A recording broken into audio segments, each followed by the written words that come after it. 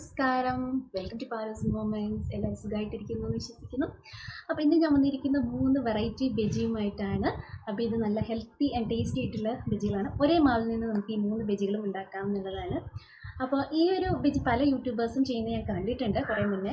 പക്ഷേ ഞാനിതിങ്ങനെ ട്രൈ ചെയ്യാതിരിക്കുമായിരുന്നു. ആകെ ഇതിൻ്റെ ടേസ്റ്റ് എങ്ങനെയായിരിക്കും, ഫ്ലോപ്പ് ആകുമോ എന്നൊക്കെ ഇങ്ങനെ പേടിച്ചിരിക്കുമായിരുന്നു. അപ്പോൾ ഈ ഇടയ്ക്കാണ് ശ്രീയുടെ ഒരു കസിൻ ചേച്ചി ഇതിലൊരു വെറൈറ്റി ട്രൈ ചെയ്തിട്ട് പറഞ്ഞത് നല്ലതാണെന്ന്. അപ്പോൾ പിന്നെ ഞാൻ വിചാരിച്ചു എന്നാൽ ഞാനും ഒന്ന് ട്രൈ ചെയ്ത് നോക്കാമെന്ന് വിചാരിച്ചു. അതിൻ്റെ കൂട്ടത്തിൽ വേറെ 2 വെറൈറ്റിയും കൂടെ ഒന്ന് ട്രൈ ചെയ്ത് നോക്കി എന്നുള്ളതേ ഉള്ളൂ.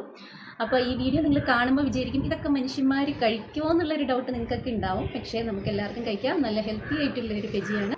അപ്പോൾ എല്ലാവരും ഇതൊന്ന് ട്രൈ ചെയ്ത് നോക്കുക. അപ്പോൾ നമുക്ക് വീഡിയോയിലേക്ക് കിടക്കാം.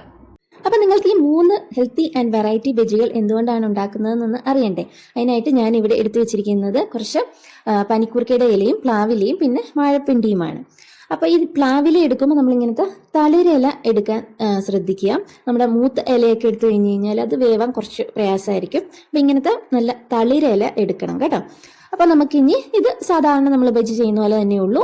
മാവിലേക്ക് മുക്കുക, എണ്ണയിൽ ഫ്രൈ ചെയ്തെടുക്കാം. പക്ഷേ ഇതിൻ്റെ ടേസ്റ്റിനൊന്നും ഒരു വ്യത്യാസവും ഇല്ല. അതുതന്നെ നമ്മൾ സാധാരണ ബജിയൊക്കെ കഴിക്കുന്ന പോലെ തന്നെയാണ്. ഈ പനിക്കൂർക്കയുടെ ഇലയുടെ രുചി ഒന്നും നമുക്ക് വരുന്നില്ല. എനിക്കും ആദ്യം കൺഫ്യൂഷനൊക്കെ ആയിരുന്നു ഈ ഇലയുടെ ആ മണവും രുചിയൊക്കെ വെച്ചിട്ട് ഈ ബജി എങ്ങനെ ശരിയാവാനാണെന്ന്.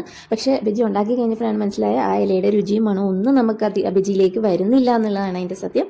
അപ്പം ഞാനിവിടെ ഇതെല്ലാം ക്ലീൻ ചെയ്ത് വെച്ചിട്ടുണ്ട് എല്ലാം. അപ്പോൾ ഈ പ്ലാവിലേക്ക് എടുക്കുമ്പോൾ അതിനൊരു ചെറിയ അരക്കൊക്കെ ഉണ്ട്, ആ ഒരു കറയൊക്കെ ഉണ്ടല്ലോ, അതൊക്കെ ഒന്ന് കഴുകി നല്ല വൃത്തിയാക്കി വെക്കുക. എല്ലാം ഒന്ന് കഴുകിയിട്ട് വൃത്തിയാക്കി എടുത്ത് വെച്ചിട്ടുണ്ട്. ഇനി നമുക്ക് ഇതിൻ്റെ ബാറ്റർ ഉണ്ടാക്കാം. അപ്പോൾ ഇതിൻ്റെ ബാറ്റർ ഉണ്ടാക്കാൻ വേണ്ടിയിട്ട് ഞാനിവിടെ ഒരു 1.5 കപ്പ് കടലമാവാണ് എടുത്തിരിക്കുന്നത്. അപ്പോൾ ഞാനിവിടെ എടുത്തിരിക്കുന്നത് ഒരു ഗ്ലാസ് കണക്കാണ് കേട്ടോ. അപ്പോൾ അത് നിങ്ങൾക്ക് എത്രത്തോളം വേണം അതനുസരിച്ച് ആവശ്യമനുസരിച്ച് പൊടി എടുക്കുക. ഇനി നമുക്ക് ഇതിലേക്ക് ഒരു ടീസ്പൂൺ നല്ല മുളക് പൊടി ഇടുന്നുണ്ട്. നല്ല എരിവുള്ള മുളക് പൊടിയാണ് ഇടുന്നത്. പിന്നെ ഒരു 1/2 ടീസ്പൂണോളം കാശ്മീരി ചില്ലി പൗഡർ ചേർക്കുന്ന ഒരു കളർ കിട്ടാൻ വേണ്ടിയിട്ട്. പിന്നെ ആവശ്യത്തിന് ഉപ്പ് ചേർക്കുക. പിന്നെ കായം ഒരു 1/4 to 1/2 ടീസ്പൂണോളം നമുക്ക് ചേർക്കാം. പിന്നെ ഇതിലേക്ക് കുറേശ്ശെ വെള്ളം ചേർത്ത് നമുക്കിതൊന്ന് നന്നായിട്ട് മിക്സ് ചെയ്ത് എടുക്കണം. അപ്പോൾ നമ്മുടെ ബാറ്ററി ഈ ഒരു പരുവത്തിലാണ് വേണ്ടത്. അധികം വെള്ളത്തിലും അല്ല, എന്നാൽ അധികം അങ്ങ് തിക്കായിട്ടും അല്ല. ഇതിൻ്റെ ഇടയ്ക്കൊരു മീഡിയം ഒരു തിക്നെസ്സിലാണ്. ഇങ്ങനെ നമുക്ക് കോരി ഒഴിക്കുമ്പോൾ അറിയാൻ പറ്റും. അപ്പോൾ കുറേശ്ശെ വെള്ളം ചേർത്ത് ഇങ്ങനെ മിക്സ് ചെയ്ത് എടുക്കുക കേട്ടോ. അപ്പോൾ നമുക്ക് ഇലയൊക്കെ ഇടുമ്പോൾ അതിലേക്കൊന്ന് കോട്ടായിട്ടിരിക്കും. അല്ലെങ്കിൽ അധികം വെള്ളം ചേർത്ത് കഴിഞ്ഞാൽ അത് കോട്ടിങ് ഇല്ലാതെ ഇല തന്നെ ആയിപ്പോവും. ഇനി നമുക്ക് ഇതിലേക്ക് കുറച്ച് സോഡാപ്പൊടിയും കൂടെ ഞാൻ ചേർക്കുന്നുണ്ട്. ഇത് നമുക്ക് ആദ്യം പൊടികളൊക്കെ ചേർത്ത കൂട്ടത്തിലും ചേർക്കാം കേട്ടോ. ഞാനതപ്പോൾ ചേർക്കാൻ മറന്നുപോയതാണ്. നിങ്ങൾക്ക് ആ ഒരു സമയത്ത് ചേർത്തിട്ട് മിക്സ് ചെയ്താലും മതി. അപ്പം ഞാൻ ഇപ്പം ബാറ്റർ ഉണ്ടാക്കിയതിന് ശേഷം ഇപ്പം ചേർത്തെന്നുള്ളതേ ഉള്ളൂ. എന്നിട്ട് നന്നായിട്ടൊന്ന് മിക്സ് ചെയ്ത് കൊടുക്കുക. കട്ടയൊന്നും ഇല്ലാതെ നന്നായിട്ട് മിക്സ് ചെയ്ത് കൊടുക്കുക. ഇനി ഇത് ഫ്രൈ ചെയ്യാൻ വേണ്ടിയിട്ടുള്ള എണ്ണ ഇവിടെ ഒരു പാനിൽ എടുത്തിട്ടുണ്ട്. അപ്പോൾ എണ്ണ ചൂടാകുമ്പോഴത്തേന് നമുക്കിതിലേക്ക് ഇങ്ങനെ ഓരോ ഇലയും ബാറ്ററിൽ മുക്കിയിട്ട് നന്നായിട്ടൊന്ന് കോട്ട് ചെയ്തിട്ട് അതിൻ്റെ എക്സസ് ആയിട്ടുള്ള കൂടുതലായിട്ടുള്ള ആ ഒരു മാവൊന്ന് നമ്മളിങ്ങനെ ഇതിലേക്ക് ഒന്ന് കളയണം. എന്നിട്ട് വേണം നമുക്ക് അതിലേക്ക് എണ്ണയിലേക്ക് ഇട്ട് വറുത്തെടുക്കാൻ. അപ്പോൾ ഇങ്ങനെ ഒന്ന് പിടിച്ച് കഴിയുമ്പോൾ അതിൻ്റെ കൂടുതലുള്ള മാവ് പൊയ്ക്കോളും. എന്നിട്ട് നമുക്ക് എണ്ണയിലേക്ക് ഇട്ട് വറുത്തെടുക്കാം. അപ്പോൾ ഇതെല്ലാം തിരിച്ചു മറിച്ചു ഇട്ട് ഒരു ഗോൾഡൻ ബ്രൗൺ കളർ ആകുമ്പോഴത്തേന് നമുക്കിത് കോരിയെടുക്കാവുന്നതാണ്. അപ്പോൾ അങ്ങനെ പനിക്കൂർക്ക ബജി എല്ലാം റെഡി ആയിട്ടുണ്ട്. ഇനി നമുക്ക് പ്ലാവില ബജി കൂടി ഉണ്ടാക്കാം. അപ്പോൾ അതിനും സെയിം പ്രോസസ്സ് തന്നെയാണ്. ഇങ്ങനെ ഇല എടുക്കുക, തളിരില എടുക്കാൻ ശ്രദ്ധിക്കുക. ഞാൻ പറഞ്ഞ പോലെ അതെടുത്തു ഇങ്ങനെ മാവിൽ മുക്കുന്നു.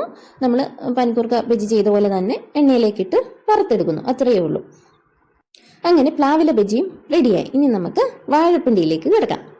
അപ്പോൾ വാഴപ്പിണ്ടി ബജി ചെയ്യുമ്പോൾ നമ്മൾ ഇതിൻ്റെ തിക്നെസ്സും കുക്കിംഗ് ടൈമും ശ്രദ്ധിക്കാനുണ്ട്. അപ്പം വളരെ കനം കുറച്ച് അരിഞ്ഞിങ്ങനെ വട്ടത്തിലെടുക്കുക. പിന്നെ കുക്കിംഗ് ടൈമും കുറച്ച് എടുക്കും. ഇലയുടെ അത്രയും പെട്ടെന്ന് അങ്ങ് ആകത്തില്ല. അതുകൊണ്ട് നമ്മളതൊന്ന് മീഡിയം ഫ്ലെയിമിലിട്ട് കുറച്ച് നേരം ഒന്ന് എണ്ണയിൽ കിടക്കണം. എന്നിട്ട് വേണം തിരിച്ചും മറിച്ചു വിടാൻ.